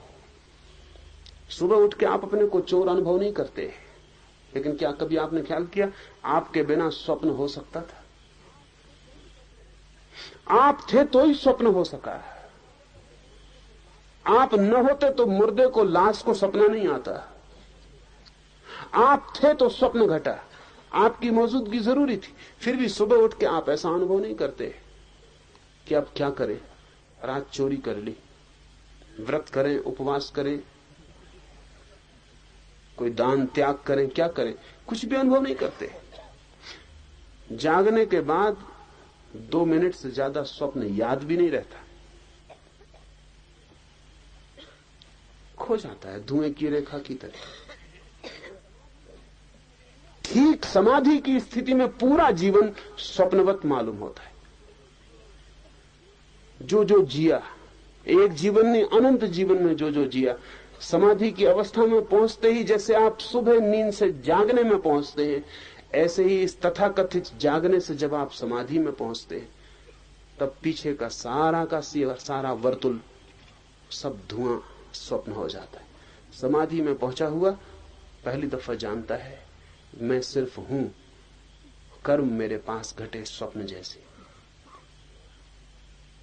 और उनकी जरा भी चिंता और पश्चाताप नहीं रह जाता। न उनकी कोई आत्म प्रशंसा और आत्मस्तुति रह जाती कि मैंने कैसे बड़े बड़े कर्म किए, कि मैंने कैसे छोटे छोटे कर्म किए, नहीं, वो सब खो जाते। रात सपने में आप सम्राट थे, कि रात सपने में आप एक परम सन्यासी थे, कि रात सपने में चोर हत्यारे थे। सुबह चाय पीते वक्त स्वाद में तीनों बातों से कोई फर्क नहीं पड़ता, तीनों व्यर्थ हो जाती। सुबह ऐसा नहीं कि सम्राट रहे, रात तो बड़ी अकड़ से चाय पी रहे, सपने के सपने। कि रात चोर रहे, बेईमान रहे, हत्या की, तो चाय में बिल्कुल स्वाद नहीं आ रहा, बड़ा अपराधी मन, तिक्त तिक्त मालूम हो रही। कि रात साधु रहे तो कैसे चाय पिए, ऐसा भी सुबह नहीं होता। रात भर साधु रहे और सुबह से चाय पी रहे हैं, कैसा जघन्य कृत्य। नहीं, सुबह आप जब चाय पीते हैं तब सपने सब खो गए। सुना है मैंने, बड़ा फकीर था जापान में, रिंझाई, एक सुबह उठा और अपने एक शिष्य से, जैसे वो उठा उसका शिष्य पास खड़ा था, उससे उसने कहा कि रात मैंने एक सपना देखा है, तुम व्याख्या करोगे तो मैं सपना बोलूं। उसके शिष्य ने कहा 2 मिनट रुके, जरा मैं हाथ मुंह धोने के लिए आपके लिए पानी ले आऊं। वो हाथ मुंह धोने के लिए पानी ले आया, रिंझाई ने हाथ मुंह धो लिया, मुस्कुराया। तब तक एक दूसरा शिष्य आ गया। रिंझाई ने कहा कि मैंने रात एक सपना देखा, मैं इस नंबर 1 के शिष्य को कहने जा रहा था कि बताऊं तुझे सपना, तू व्याख्या करेगा, लेकिन मेरे बताए इसने व्याख्या कर दी। तुझे बताऊं? उसने कहा रुके, जरा एक गरम चाय की प्याली ले आऊं, फिर हो जाए। चाय की प्याली पी के रिंझाई हंसा और कहा कि मैं खुश हूं, अब कोई सपना बताने की जरूरत नहीं। तीसरा एक व्यक्ति मौजूद सब ये देख रहा था, ना समझी की हद हो गई। उसने कहा भी सीमा की भी कोई बातें होती, वो सपना बताया ही नहीं गया है, व्याख्याएं भी हो चुकी हैं और सब हल भी हो गया। उसने कहा कि महाराज कम से कम सपने का तो पता चल जाए, सपना क्या था। रिंझाई ने कहा कि इनकी परीक्षा कर रहा था, अगर ये आज सपने की व्याख्या करने की तैयारी दिखाते तो इन्हें मैं बाहर कर देता आश्रम के। सपने की कोई व्याख्या करनी होती? सपने ही था, बात खत्म हो गई। इसने ठीक किया, इसने कहा कि अभी भी कुछ सपने की मदहोशी बाकी है, जरा हाथ मुंह धो लो। इस दूसरे ने भी ठीक ही किया कि मालूम होता हाथ मुंह धोने से भी काम नहीं हुआ, सपना अभी भी कुछ धूमिल धूमिल सरक रहा है, जरा गरम गरम चाय पी लो, फिर जरा जाग जाओ। यही सपने की व्याख्या है। सपने की कोई और व्याख्या हो सकती? जाग जाओ, सपना व्यर्थ हो जाता है, व्याख्या क्या करनी है? व्यर्थ की तो कोई व्याख्या नहीं करता है। समाधि में जिनको हमने बड़े बड़े कर्म, छोटे कर्म, अच्छे कर्म, बुरे कर्म, कितने कितने बांटे थे, विभाजन किए थे, नीति और अनीति, सदाचार और अनाचार, सब के सब बेमानी हो जाते, व्यर्थ हो जाते। जाग कर समाधि में पता चलता है कि एक बड़ा स्वप्न था, लंबा, अनंतकालीन, अनादि, लेकिन स्वप्न था और मैं सिर्फ मौजूद था, मैं प्रविष्ट नहीं हुआ था, बाहर ही खड़ा था। इसलिए सब कट जाता है कर्म और धर्म का उदय होता है। जब कर्म कट जाता है, जो हम करते थे वो कट जाता है, तब हमें पता चलता है जो हम हैं, जो हमारा होना है, स्वभाव है। स्वभाव है धर्म। उत्तम योगवेता इस समाधि को धर्म मेघ कहते हैं, क्योंकि वह मेघ की तरह धर्म रूप हजार धाराओं की वर्षा करती है। धर्म मेघ बड़ा प्यारा शब्द है। मेघ तो हमने देखे, आषाढ़ आता है और मेघ गिर जाते हैं आकाश में, लेकिन पूरी घटना का हमें ख्याल नहीं है। वो जो आकाश में मेघ गिर जाते हैं आषाढ़ में और मोर नाचने लगते हैं और जमीन जगह जगह दरारें बन जाती है, ओंठ खोल देती है, अपने हृदय तक पानी की बूंदों को पी जाने के लिए अपने द्वार तोड़ देती है सब तरफ से। और प्यासी धरती बहुत दिन से प्रतीक्षा में थी। प्यासे वृक्ष तड़फ रहे थे मछलियों की तरह, जैसे रेत में किसी ने उनको फेंक दिया हो। फिर गिरते हैं बादल और फिर उन काले मेघों की छाया में वर्षा शुरू हो जाती और एक नृत्य सारी प्रकृति पर और एक गीत सारी प्रकृति पर छा जाता है। धर्म मेघ ऐसी ही आषाढ़ की भीतर घटी घटना है, ऐसी कि जन्मों जन्मों से प्राण प्यासे थे, दरारें पड़ गई थी, कोई प्यास बुझाने वाला पानी न मिला था। पीते थे पानी, उससे प्यास केवल बढ़ती थी, बुझती नहीं थी। बहुत पानी पिए और बहुत घाटों की यात्रा की और न मालूम क्या क्या खोजा और पकड़ा, लेकिन सब बार आशा निराशा हुई, हाथ कुछ लगा नहीं। वो धरती पूरे प्राणों की फटी प्यासी अभीप्सा से भरी। समाधि के क्षण में पहली दफा उसके ऊपर मेघ गिरते हैं। समाधि के क्षण में पहली दफा आषाढ़ आता है भीतर।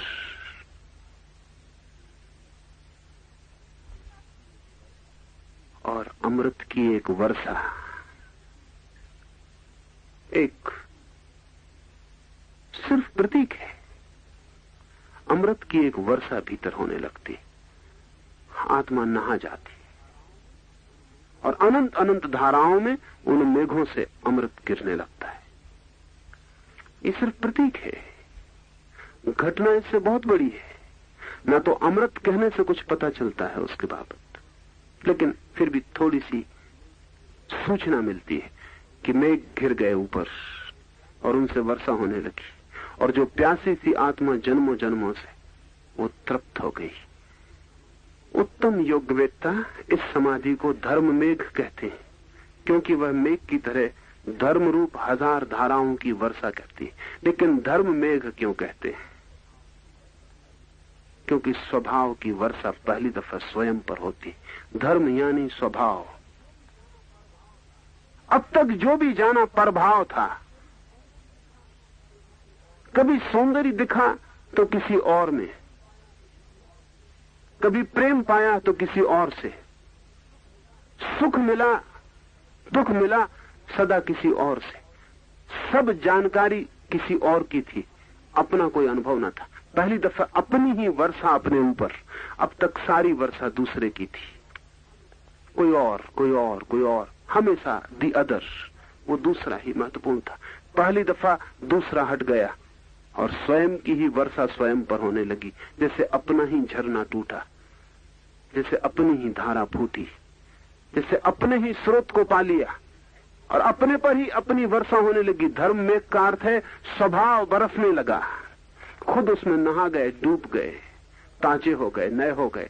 सारे कर्मों की धूल, अनंत अनंत यात्राओं का उपद्रव, सारा कचरा जो ऊपर इकट्ठा हो गया था सब बह गया। रह गई सहजता, स्पॉन्टेनिटी, रह गए स्वयं, और कुछ भी ना बचा। एक लिहाज से इसे हम कह सकते हैं परम धन्यता, एक लिहाज से हम कह सकते हैं यही है परम संपदा, और एक लिहाज से कह सकते हैं यही है परम दरिद्रता। अगर संसार को सोचे तो यह आदमी संसार से बिल्कुल दरिद्र हो गया। अगर परमात्मा को सोचे तो यह आदमी परम धन को पा गया। जीसस ने इसी धर्म में एक समाधि के लिए कहा है पॉवर्टी ऑफ स्पिरिट। जब कोई जगह पहुंचता है तो सब भांति दरिद्र हो जाता है, उसके पास कुछ भी नहीं है अब सिवाय अपने के, सिवाय स्वयं के, और कुछ भी ना बचा। इसको ही कहेंगे दरिद्रता।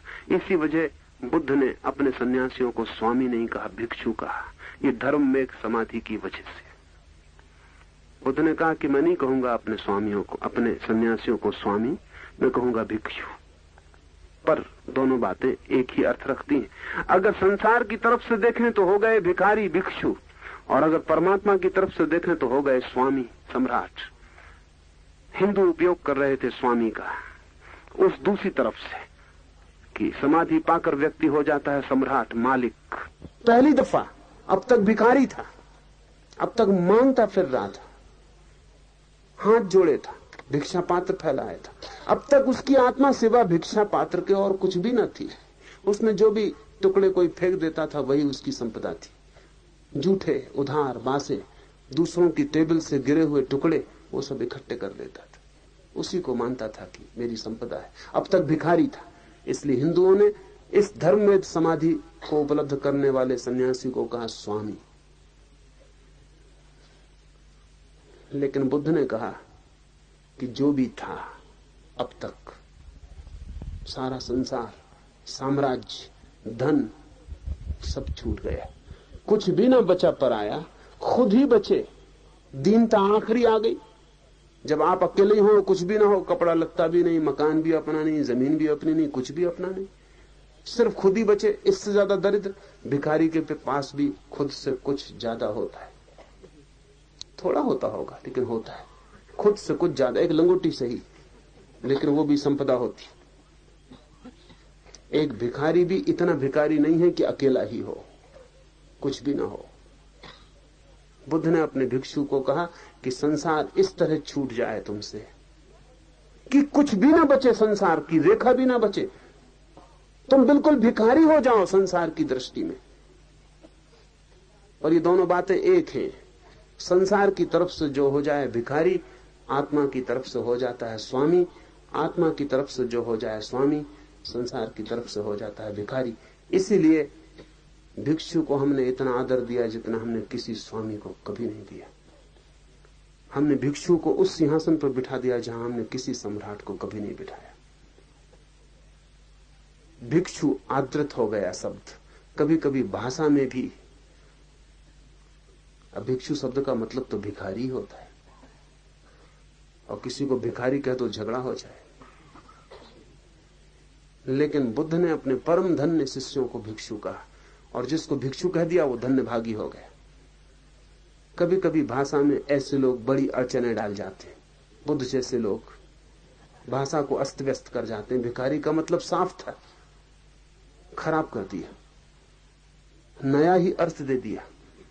भिक्षु हो गया सम्राट, सम्राट भिक्षु के पैरों में गिरे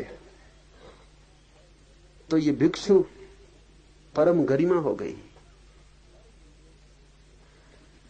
धर्म मेघ समाधि एक तरफ से बना देगी भिखारी, एक तरफ से बना देगी सम्राट।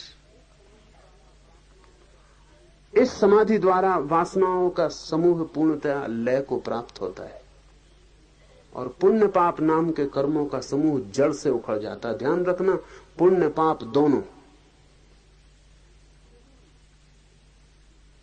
यही उपनिषद के चिंतना की गहराई है। पुण्य पाप दोनों का समूह, वो अच्छा किया था वो भी, जो बुरा किया था वो भी, दोनों का समूह जड़ से कट जाता। ये मत सोचना कि परमात्मा के पास जब पहुंचेंगे तो अपने पुण्य का बैंक बैलेंस साथ लिए रहेंगे कि धर्मशाला बनवाई थी एक, क्या हिसाब रखा उसका, कि एक मंदिर बनवा दिया था, कि इतने ब्राह्मणों को भोजन करवा दिया था। उसका हिसाब अगर लेके पहुंच गए तो दरवाजे पे भला स्वर्ग लिखा हो, भीतर नरक ही पाएंगे, कोई स्वर्ग मिलने वाला नहीं। पाप और पुण्य इस जगत की भाषा में ऊंच नीच है। पाप बुरा है, पुण्य अच्छा है, समाज की दृष्टि से ठीक है। लेकिन उस परम दृष्टि में पाप पुण्य दोनों ही व्यर्थ हैं, क्योंकि वहां कर्ता होना पाप है, अकर्ता होना पुण्य है। वहां तो सीधी बात है एक, कि वहां जो अकर्ता है, निरअहंकारी है, वही प्रवेश कर पाएगा। वहां तो वही प्रवेश कर पाएगा जो है ही नहीं, जो मिट गया और शून्य होके जा रहा है। अगर थोड़े से भी आप हैं तो रास्ता बहुत सकरा है, आप प्रवेश न कर पाएंगे। जीसस का वचन, उसका आध्यात्मिक अर्थ कभी भी नहीं किया गया। असल में पश्चिम के पास आध्यात्मिक अर्थों की खोज करने की क्षमता नहीं है, इसलिए जो भी अर्थ होता है वो सांसारिक हो जाता है। जीसस का वचन है कि सुई के छेद से ऊंट निकल जाए, लेकिन धनी आदमी मेरे प्रभु के राज्य में प्रवेश न कर पाएगा। लेकिन पूरी ईसाईयत के 2000 साल और एक बार भी किसी ने इस वाक्य की ठीक व्याख्या नहीं की। 2000 साल लंबा वक्त। सारी व्याख्या यह हुई कि धनी आदमी स्वर्ग नहीं जा सकता। ऊंट के निकल जाने की संभावना है सुई के छेद से, जो कि नहीं हो सकता। सुई के छेद से ऊंट कैसे निकलेगा? जो नहीं निकल सकता वो भी जीसस कहते हैं हो सकता है निकल जाए। कोई तरकीब खोज ले, कोई रास्ता बन जाए कि सुई के छेद से ऊंट निकल जाए, लेकिन धनी आदमी स्वर्ग के द्वार में प्रवेश नहीं पा सकेगा।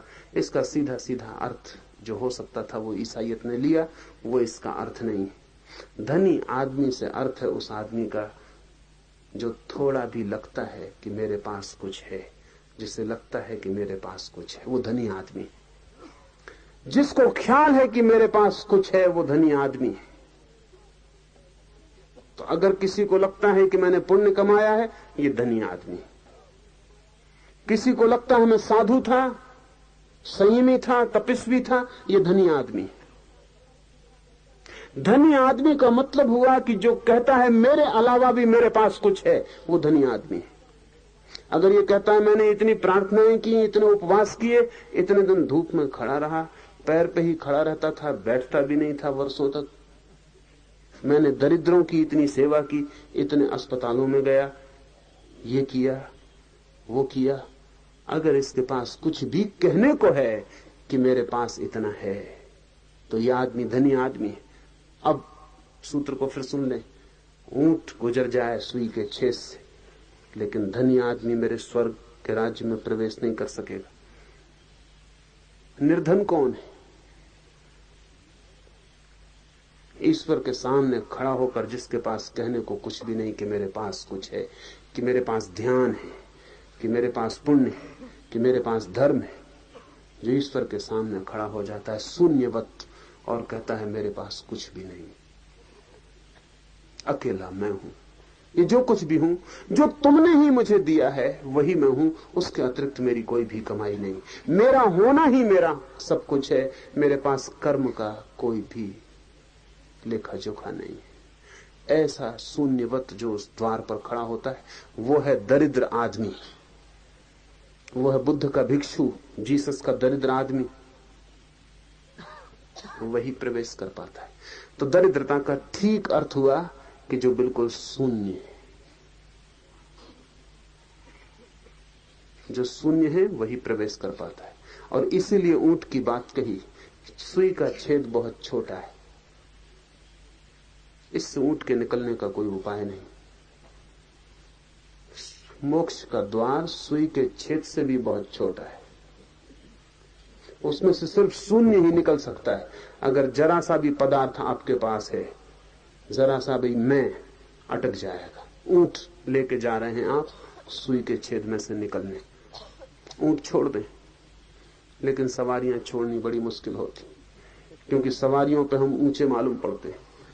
ऊंट इसीलिए जीसस को ख्याल में आ गया होगा, जो भी अहंकार पर बैठे ऊंट पे बैठे और जानते हैं कि ऊंट की सवारी कैसी दुखद है। ऊंट की सवारी है अहंकार की सवारी काफी दच के खाने पड़ते हैं, ऊंचा नीचा होता रहता पूरे वक्त, लेकिन फिर भी ऊंचे तो मालूम पड़ते हैं। ऊंट से नीचे उतरना पड़े। जो भी आपके पास है वो कर्म से मिला है, जो भी कर्म से जो भी मिला है उसकी सीमा मन है। आत्मा तक कर्म से मिला हुआ कुछ भी नहीं पहुंचता।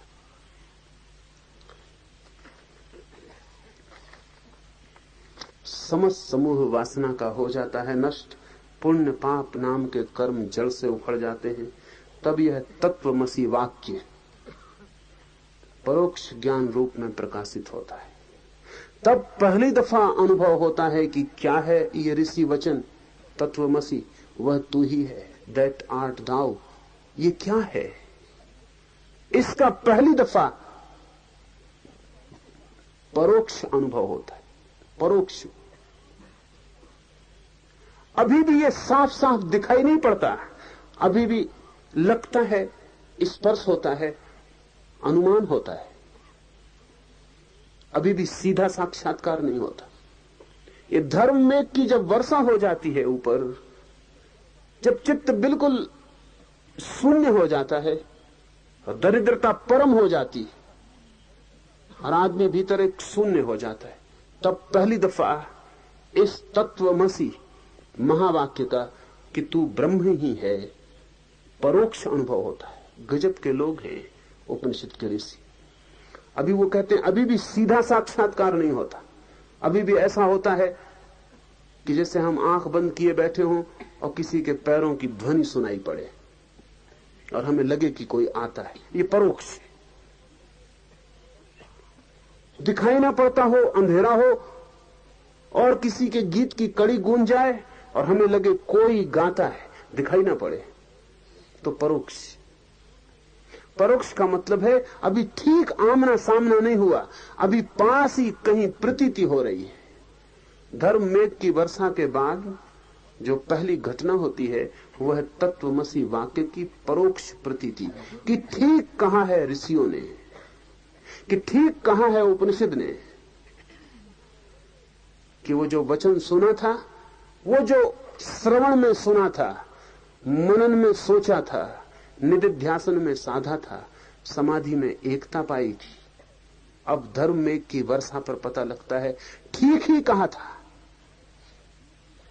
ठीक ही कहा था। ये परोक्ष है, किसी ने कहा था, आज पता चलता है, उसका स्वाद आता है, लगता है ठीक ही कहा था। परोक्ष ज्ञान रूप में प्रकाशित होता है। और फिर जब ये परोक्ष ज्ञान स्थिर हो जाता है और इसमें किसी तरह की कहीं कोई जरा सी भी लहर नहीं रह जाती विपरीत की, बिल्कुल निसंदिग्ध ठहर जाता है, आस्था बन जाती, तब फिर हाथ में रखे आंवले की तरह अपरोक्ष ज्ञान को उत्पन्न करता है। और जब ये परोक्ष ज्ञान बिल्कुल स्थिर हो जाता है, प्राणों की पूरी शक्ति कहती है, अनुभव करती है कि ठीक कहा था ऋषियों ने, तत्वमसी वह तू ही है। जब इसमें कहीं भी कोई लहर भी इसके विपरीत नहीं रह जाती। जब पूरा पूरा ये असंदिग्ध मालूम होने लगता है, लेकिन परोक्ष, तब जैसे हाथ में कोई फल को रख दे आंवले के, ऐसा ये तत्वमसी वाक्य प्रत्यक्ष हो जाता है, अपरोक्ष हो जाता है। तब फिर ऐसा व्यक्ति ये नहीं कहता कि ऋषियों ने जो कहा ठीक। ऐसा व्यक्ति तब कहता है, अब मैं कहता हूं तत्वमसी। परोक्ष ज्ञान में यह आदमी कहता कि ऋषियों ने कहा है इसलिए मैं कहता हूं कि ठीक है। प्रत्यक्ष ज्ञान में यह आदमी कहेगा मैं कहता हूं यह ठीक है इसलिए ऋषियों ने भी ठीक ही कहा होगा। इस फर्क को ठीक से ख्याल में ले लें। परोक्ष ज्ञान में प्रमाण था वेद, ऋषि, ज्ञान, शास्त्र, उससे ही श्रवण से शुरू की थी यात्रा। गुरु ने कहा था इसलिए ठीक ही कहा होगा, इस आस्था से खोज चली थी। परोक्ष था तब तक जब तक गुरु ने कहा है ठीक ही कहा होगा, और जो गुरु को जानता है वो निश्चित ही स्वीकार कर लेता है कि ठीक ही कहा होगा। बुद्ध के पास कोई रहा हो और बुद्ध कहें तत्वमसी, जिसने बुद्ध को जाना है वो सोच भी नहीं सकता, उसे कुछ भी पता नहीं है कि ये वाक्य ठीक है या नहीं, लेकिन बुद्ध को जानता है, इसलिए बुद्ध जो कहते हैं वो प्रमाण हो जाता है। बुद्ध से कुछ अब प्रमाण निकल सकता है, इसकी कोई बात ही नहीं बनती, इसका कोई ख्याल ही नहीं आता। जो गुरु के पास रहा, गुरु को जाना है, गुरु का वचन उसे प्रमाण है, लेकिन गुरु का ही वचन प्रमाण है। ये परोक्ष है, दूसरे के द्वारा आया है। पहली प्रतीति तो यही होगी जब बुद्ध का साधक पहुंचेगा समाधि में तो हाथ जोड़कर बुद्ध के चरणों में सिर झुकाएगा, कहेगा ठीक कहा था, जो कहा था वो जाना। लेकिन जब ये प्रतीति और गहरी होगी और डूबेगा तो स्थिति बिल्कुल बदल जाएगी। तब वो कहेगा कि मैं जानता हूं कि मैं वही हूं, और अब मैं कहता हूं कि चूंकि मेरा अनुभव कहता है कि ठीक है, इसलिए गुरु ने जो कहा था वो ठीक है। अब प्रमाण बन जाता है व्यक्ति स्वयं, अब व्यक्ति बन जाता है स्वयं शास्त्र। ऐसे व्यक्तियों को हमने बुद्ध तीर्थंकर अवतार कहा है, जो व्यक्ति स्वयं प्रमाण है, जो ये नहीं कहते कि ऐसा वेद में लिखा है इसलिए सही, जो कहते हैं ऐसा मैंने जाना इसलिए सही, और अगर वेद भी ऐसा कहते हो तो मेरे जानने के कारण वेद भी सही, और अगर ऐसा न कहते हो तो वेद गलत। अगर ऐसा न कहते हो तो वेद गलत। अब कसौटी अपना ही अनुभव है, अब अपना ही निकष उपलब्ध हो गया है। ये सिद्धावस्था है। समाधि जब परोक्ष ज्ञान से अपरोक्ष ज्ञान में प्रवेश करती है तो सिद्धावस्था हो जाती है। ऐसी अवस्था को पाया हुआ व्यक्ति ही अगर लौटे समाधि, निधिध्यासन, मनन, प्रवचन तक, तो हमें खबर मिलती है उस जगत की। इसलिए अगर हमने शास्त्रों को इतना आदर दिया है तो उसका कारण यही है कि वे उन लोगों के वचन हैं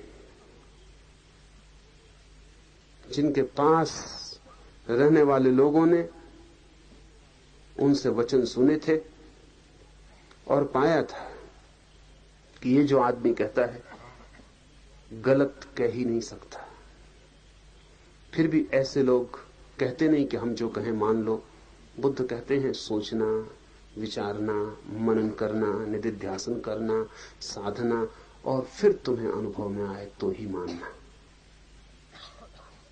बुद्ध कहते हैं मैं कहता हूं इसलिए मत मानना, बुद्ध कहते हैं इसलिए मत मानना, शास्त्र कहते हैं इसलिए मत मानना, खोजना। और जब स्वयं का अनुभव बन जाए तो गवाह बन जाना। समाधि को उपलब्ध व्यक्ति साक्षी हो जाता है समस्त शास्त्रों का, ज्ञाता नहीं, साक्षी। पंडित ज्ञाता होता है, समाधिस्थ साक्षी होता है।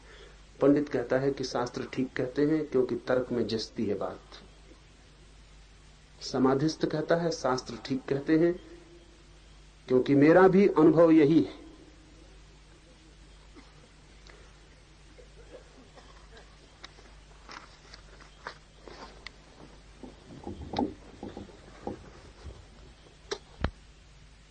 In the morning, we discussed 4 steps. A right listening, a right thinking, a right meditation, and a right samadhi. This sutra goes beyond samadhi. This sutra says samadhi is the door into the unknown. Not only the unknown, but the unknowable. It opens into the eternal, into the infinite. The moment you enter samadhi, you have to leave your mind behind. Your mind cannot enter samadhi. You can enter, but not your mind. Unless you can leave your mind behind, samadhi is not for you. Your luggage, thinking, memories, karmas, your all past lives, the whole luggage, which is your mind, has to be left behind. When you have left your mind behind, and this is a basic condition, the mind cannot enter samadhi, only you can enter. Why? Because you are at the center. Mind is just the periphery. If you want to enter the center, you have to leave the periphery. You cannot go with the periphery to the center. If you insist that I will take my periphery, my circumference to the center, then you will remain on the circumference. Howsoever you endeavor, if you cling to the circumference, you can never enter the center. Entering the center means leaving the periphery, leaving the circumference. Mind is the circumference. This is a basic condition. Samadhi means entering into yourself without the mind. But if you enter samadhi without the mind, you cannot feel samadhi. This is the essence of this sutra. You cannot feel. You cannot think. Really, you cannot know what is happening because the knower, the instrument of knowledge is the mind. It is as if you enter a garden. Your eyes are weak and you cannot see without your specs. And this is the condition. At the gate you have to leave your specs. So you enter without specs. You enter the garden, but you cannot see. Because the very instrument of seeing is not with you. Mind is the instrument to know, to feel, to recognize. Mind has been left. So a man who enters samadhi enters totally ignorant, just like a child. Jesus says, be like children. Only then you can enter into my kingdom of God. Be like small children. At the door of samadhi, everyone is like a child with no mind, just being pure and simple and innocent. But then you cannot see what is happening. You cannot feel what is happening. The happening is there, and you are too much in it, and there is no distance. Mind creates the distance between the known and the knower. If there is no mind, the known and the knower merge. They become liquid. They enter into each other, and the distance cannot be maintained. And without distance, knowledge is impossible. So in samadhi, you know nothing. In samadhi, knowing, the knower, the known, they all cease, and they become one ocean, just one unity, liquid, flowing. That doesn't mean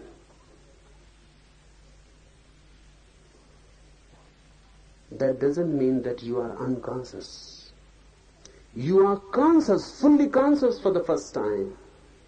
But the consciousness is so much. The consciousness is so unlimited. The consciousness is so infinite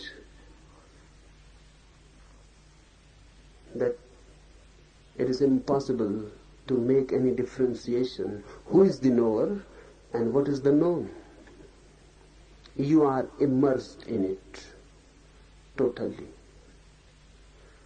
as if a drop of water has become one with the ocean.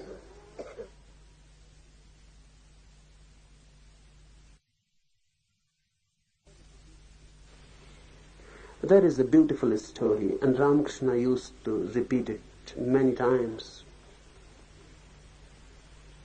He used to say that there was a great gathering near the ocean once.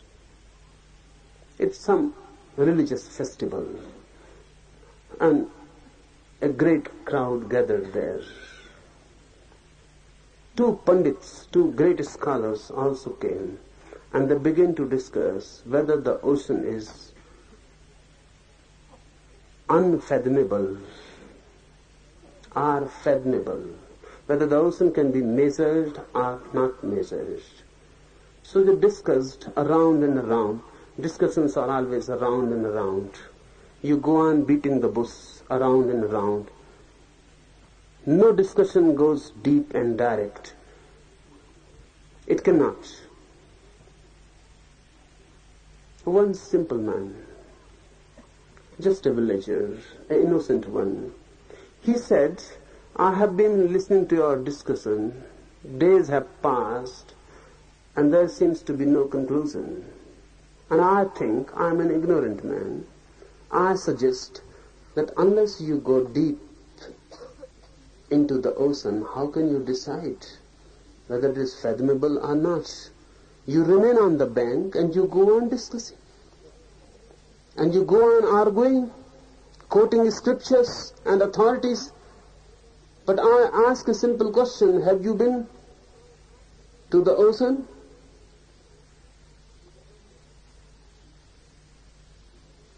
Those two scholars said, don't interfere. You don't know scriptures. But the poor man said, I know the ocean. I need not know your scriptures. You are talking about the ocean. What is the need of scriptures to be brought in? I suggest, take a jump.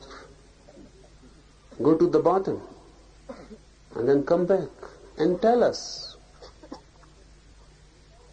So those two scholars jumped into the ocean, but they never came back.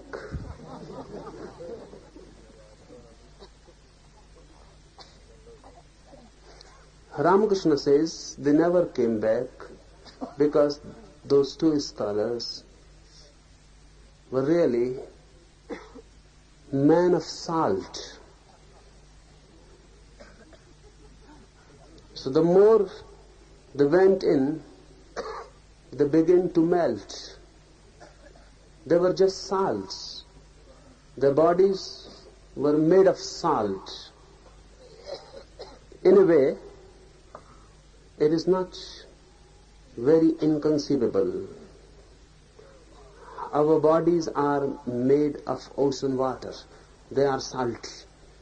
Really, in your body there is 75% water. 75%. And the water is just the water which is found in oceans. The proportion of salt in your bodies is the same as it is in the ocean water. Because man is just a developed form of fish and nothing else. So this story is not very absurd. Man comes from ocean and is salty. So those two scholars were men of salt. Their bodies were made of salt. They came out of ocean. Everyone has come out of ocean. Now science says that man is out of ocean, just a developed form of fish, nothing else. And who can say whether developed or not? If you ask the fishes, they cannot say. They will say, fishes gone astray, out of ocean. Gone astray. They cannot say developed. There seems to be no reason. Only in man's reason it seems man is developed. In fish's reason, it cannot seem so. They never came back. The crowd waited and waited and waited. Ramakrishna used to say, they cannot come back. Because the deeper they went, the more they melted. And when they reached to the bottom, they were no more. So who can come and who can say? When you leave mind behind, you leave the bank. You take a jump into the ocean, and you are part of the ocean, just a salt. When you enter into samadhi, you take a jump into the ocean of consciousness, and you are consciousness. So when consciousness takes a jump into greater consciousness, infinite consciousness, it becomes one. The division is lost. You cannot experience anything. You experience the absolute, but you cannot say it is an experience. You cannot feel it as an experience. This sutra says, when the consciousness comes back to the mind again and looks from the specs of the mind retrospectively, what has happened? Then it infers. So all knowledge about God is inference. Those who have known, they too have to think it, remember it, live it back in memory, through the mind, then they can say what has happened. Bliss, existence, consciousness, Satchidanand. This is not the experience itself. It is mind looking at the experience. That's why the division. There was no division in the experience itself. Mind divides into three. And remember, mind divides everything into three. Three is the basic division of the mind. Anything it divides into three. Look at the world, all the divisions, and you will find basic division is always of three. Always three. Not only in religion, but in science also. Now they say, when the atom was split, now they say, the basic unity of atom is constituted of three elements: electron, neutron, positron. You may call them Brahma, Vishnu, Mahesh, Trimurti, the three figures. Basic division of the mind is three. Looked from the mind retrospectively, mind infers what has happened. Existence has happened, consciousness has happened, bliss has happened. But this is an inference. This sutra says, back from that peak of ecstasy, back to the grounds, you look again. Now you remember. So all the scriptures, all that has been said about the ultimate truth is inference of the mind from memory, remembered.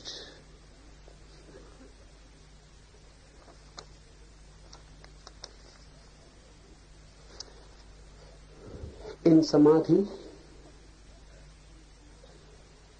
mind is not there. And that's why you become spontaneous. Mind is the instrument which always destroys spontaneity. Mind always brings past into the present, and that destroys spontaneity. This part of the sutra is also to be understood before we enter into meditation. A spontaneous act is never from the mind. A spontaneous act always happens in the present.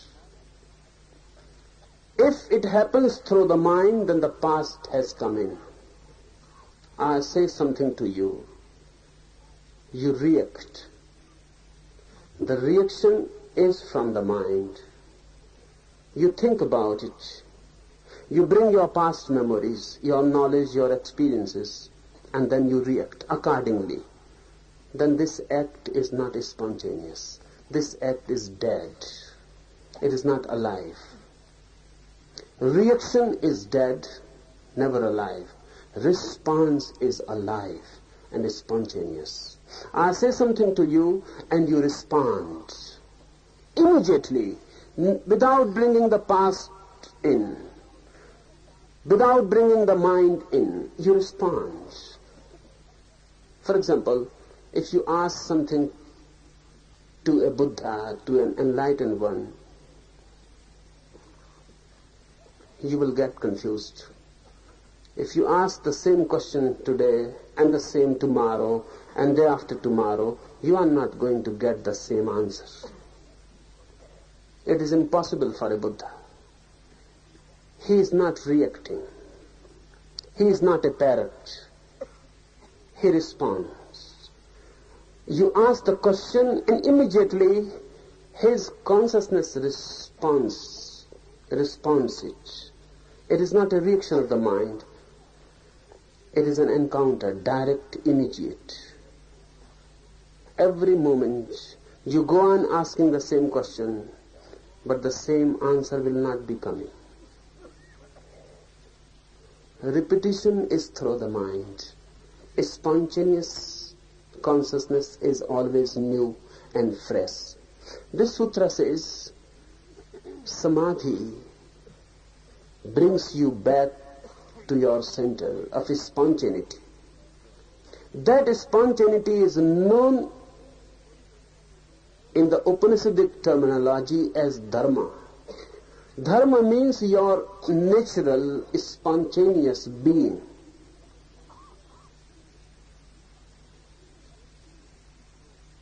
Spontaneous, natural being, undistorted by the mind. Your natural, spontaneous mirror, undistorted by anything, pure and innocent. Through samadhi, you become spontaneous. Really, through samadhi, you become religious. Before that, you can belong to a religion, but you are not religious. You can be a Christian, you can be a Hindu or a Mohammedan, but you are not religious. You belong to a certain organization, a certain church, a certain sect. This belonging is mental. When you enter samadhi for the first time, you come into the world of dharma, real religion. Now you become spontaneous. You become natural. Nothing is imposed from the mind. You act in totality, moment to moment. Your acts become atomic, always new and fresh and young. Whatsoever you do now is always fresh. This freshness of being is known as dharma. This is what a religious mind is. And unless you become a religious mind in this way, through samadhi, you cannot know what is meant by this Mahavakya, Tattvamasi, that art thou. When you become spontaneous, then you know you are that. In the ultimate, with the ultimate, now you are one. Now your finite being is not finite. And now the divine is not far away. Now you are divine, and the divine is you. The duality is lost. You become for the first time a knower that this sutra of Tattvamasi, that art thou, is real, authentic. Now you can become a witness. Now you can say that this is so because I have known it. And unless you can say, I have known it, nothing is worth. Just a few days before, a theologian came to me and he began to talk about God. I asked him again and again, please tell me, have you known? Have you seen? But he began to quote Bible. He began to quote scriptures. And he says, this is written there and that is written there. I told him, it may be written. I accept that it is written there, but that's not my question. I am asking whether you have known it. But he will not answer the question. He will again repeat that Jesus has said this. In the New Testament, he opened the book. He had a book of New Testament in his pocket. He opened the book and he began to read. I told him again and again, don't read it. I have read it already. So I know what is written in it. Tell me directly, have you seen? Have you realized? But there was no answer. If someone asks you, have you seen the divine? And if you go on quoting Upanishads, that's stupid. Say yes or no. And you cannot deceive, because there is no question of deceiving anyone. Say to yourself whether you have seen it, known it, realized it. If you have not, then start on a long journey from right listening to right thinking, from right thinking to right meditation, from right meditation to right samadhi. Then only you will be able to know. And unless you know, the whole knowledge of the world is futile. Unless you know,